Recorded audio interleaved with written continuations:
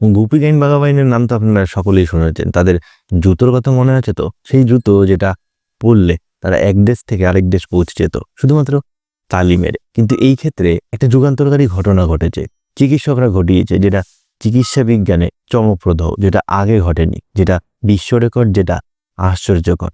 তারা তালি মারেনি, তারা উন্নত প্রযুক্তির হাত ধরে এক দেশ থেকে আরেক দেশ পৌঁছে গেছে। না, সশরীরে নয়, ভার্চুয়াল ভাবে। আর পৌঁছে গিয়ে কি ঘটিয়েছে জানেন? তারা একটা অসাধ্য সাধন করে ফেলেছে, এক ব্যক্তির অপারেশন করে ফেলেছে, তাও আবার দূর থেকে। শুধু ফ্রান্সে বসে কয়েকজন ডাক্তার রোবোটিক সার্জারির মাধ্যমে এক ব্যক্তির অস্ত্রোপচার করে ফেলেছে, তাও আবার সফলভাবে। সশরীরে ভারতবর্ষে হাজির না হয়েও একটি দেশ থেকে আরেকটি দেশে এরকমের অসাধ্য সাধন আমরা কুর্নিশ জানাই। প্রায় 10,000 কিলোমিটার দূর, অথচ সার্জারি হয়েছে সফল। এ অসম্ভবকে সম্ভব করেছে সেটি প্রযুক্তিগত নাম হলো রোবোটিক সার্জারি। চলুন এবার এক নজরে জেনে নিই এই রোবোটিক সার্জারি কিভাবে হয়। রোগীর শরীরের পাশে ছিল একটি অত্যাধুনিক রোবোটিক সার্জারি সিস্টেম। ফ্রান্সে বসে চিকিৎসকরা একটি কনসোলের মাধ্যমে রোবটের হাত এবং যন্ত্রপাতি নিয়ন্ত্রণ করে।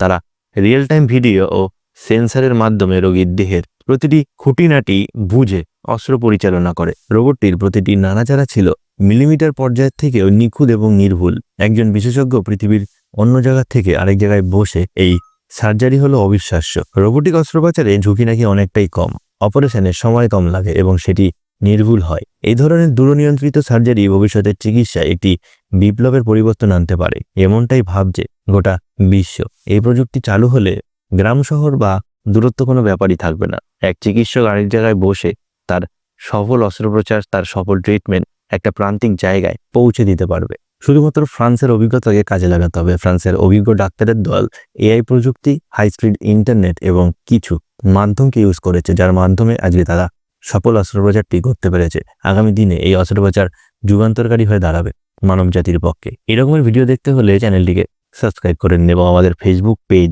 ফ্যাকনোপিডিয়া লাইক করবেন।